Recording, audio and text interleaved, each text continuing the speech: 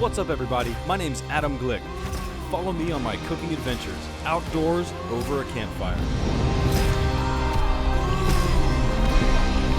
Join me on the ultimate Kentucky experience, connecting with locals and eating my way around the bluegrass state.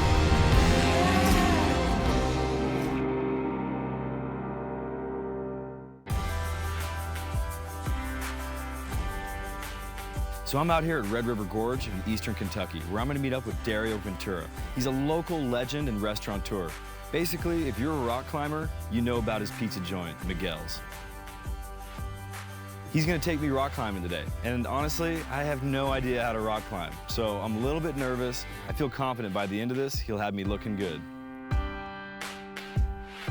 Yo, good morning. My name's Adam. Dario. Nice to meet you. Thank you. This is an incredible area you live in. Yeah, it's a fortunate spot. I got lucky. We provide food and housing and gear for rock climbers and a beautiful spot that's like world class. You're really servicing the community in that sense. Yeah. We put a lot of effort into it. But man, so I'm guessing this is Red River Gorge right here? This is the southern portion here. This is all rock climbing. It's like the epicenter for that. We got a big day of climbing ahead of us. We should probably get something in our stomachs. I need the energy. Let's make something good. So I've got a super easy recipe for French toast. Okay. And it starts with an excellent piece of bread. The objective is to cut a nice, I don't know, inch, maybe even 2-inch if you really wanted to go crazy. But what that does is it allows you to have time to sear it on one side. Give it some color, flip it over and do it again. That keeps the inside from getting soggy. Soggy French bread's gross. This is a cast iron pan. I like using a flat top cast iron. So I'm gonna take about 3 eggs. Give them a quick little mix. I'll let you do that for a second. All right. Gonna add some milk. Yep, now we'll get some milk in there. Oh yeah. Not too much. You know, I like it to be a little more on the eggy side than the milky side. Right. I'm gonna put in some powdered sugar. Oh, I've never done that. That's good. Give it a little love. And of course, a little bit of vanilla extract. So the pan's nice and warm, butter's ready to go. Take that big, thick slice of French bread, drop it in the bowl. You want to let it soak for a second because this is a nice, thick piece of bread. Let's drop it right on the pan. Temperature management is a very important part of cooking. And in this case, a medium heat on a cast iron pan is perfect. So how'd you get into rock climbing anyway? My family grew up here and started a rock climbing business like when I was about 2 or 3. Climbers came from all over the world doing what you're doing, man, cooking out of their vans and just hanging out. And those are the people that I was pretty much raised with. So. Absolutely. That's why I enjoy eating this way. And why would I want to enjoy this anywhere else than 10 feet from where we're about to go climb? Yeah. Check this out. We'll finish that off with what we would call a coulis, or some kind of a broken down, cooked down fruit mixture, fresh berries, some powdered sugar for some love. That's proper French toast right there. That doesn't get better than that. Hey, cheers. Cheers. That's spot on. Not bad, right? Pretty good.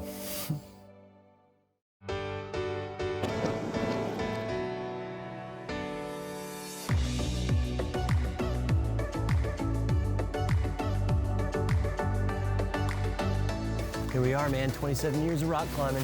Jeez. And how tall is this? Probably about 70 feet. So there's like 2 knots you use for climbing. I'm gonna teach you the figure 8. It's not the new school cool way, but it's the old fashioned way and it's the way I've learned. So it's just a simple figure 8. Just take the rope like so, twist it around like this, come back through. See the obvious 8? Boom. And I'm dead. Come over, over, and over here, and then down. And through.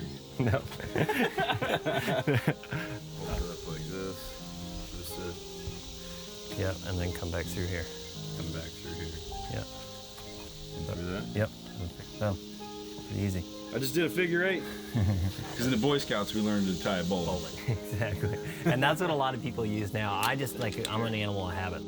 So we're gonna put these quick draws on. I'm gonna go up there and hang these on the cliff. Okay. These are gonna kind of keep us safe today. I like the sound of that.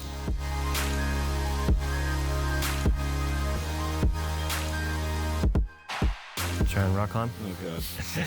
Pretty much you're gonna follow the chalk through this whole thing. Feet high is like crucial, but not too high.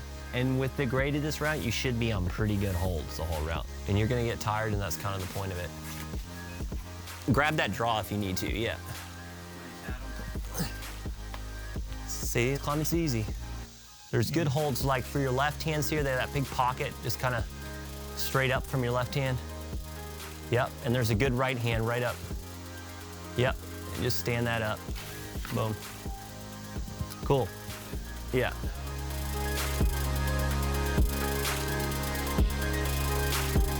Honestly, that was one of the hardest physical activities I've ever done. I couldn't even shake a hand right now if I wanted to. My hands have zero dexterity. Hopefully I can still cook. I think I can still pull pizza dough.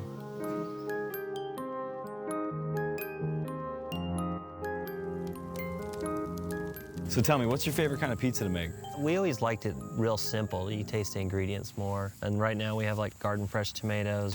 So these came out of your garden? We have this French guy that farms for us. And this basil, though, came from your dad's place? Straight from my dad's garden. It doesn't get better than that. I was thinking, since you took me out and gave me your time and showing me how to rock climb for my first time, yeah, maybe I'd show you how to make a pizza out here over the campfire. This is a first for me. Is it? Yeah. Yeah, now we're talking. So we've made a nice campfire here, and the coals have cooked down completely. Once we've placed a flat top on that coal, we're gonna put this dome on top of that. Hold all that heat in. So I'm gonna get started by preheating that dome. Now, do you have a specific way you like to string out a pizza, or what do you even call it? Yeah, we try not to stretch it too much. We kind of like flatten it, and we try to be a little more supple with it. The more you work with doughs, the tougher they get, right? You're building more and more gluten, Right. which we don't necessarily want. But what you do want is a lot of flour.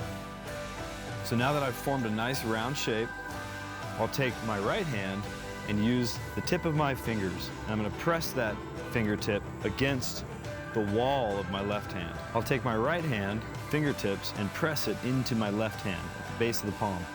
And what you're doing is forming a crust. At this point, I want to stretch it out more, right? And I have a huge amount of dough in the center. So I'm going to continue with both hands now. Press out a little bit of the way, knead it a little bit. I'm going to turn it and do the same thing. What this is also doing is pressing out any of the inherent air bubbles that are currently inside it. All that's left to do now is stretch the dough. And the key to stretching dough is letting gravity do the work. This dough is already cooking. And personally, I don't know about you, Dario, I like them crunchy. Yeah. I like them burnt, almost. Cracker. So you start by placing a big dollop of sauce right in the center, and then slowly work the sauce out to the edges of your crust. Looks good. Boom, right there. So let's take one of those beautiful heirloom tomatoes that you brought me, and I'm gonna slice some nice big juliennes with it. And these are some organic bell peppers from right out of his dad's garden. All right, it looks good. We got our garnishes on there, a little spotted cheese. Let's put a lid on it, and let's put some coals on top of that lid. All right, I got the coals. Put them right on top there. Yep. There we go. There it is. It's been sitting, waiting. Oh, man. What do you think for a campsite pizza, huh? That looks good. Tex, what do you think? That look good? Whoop. Boom. So here we have this beautiful fresh basil from your dad's garden. Let's take a few of these larger leaves, and I'm gonna roll it like a cigar. I can now run my knife through and look at the result, right? Nice, fine. Nice, fine chiffonade of basil. Go right into the center. Ooh. That sounds, Did you hear that? Yeah, that sounds good. Yeah, boy. Let's Boy, dig that in. sure does look good, doesn't it? Let's try that. That crunchy crust, Oh, good. exactly the way I like it. It's kind of surprising it was made over a fire. Isn't that amazing what you can do outdoors? That's Dude. good. It's been a pleasure. I had a blast. Yeah. Let's do it again sometime. I'll be back.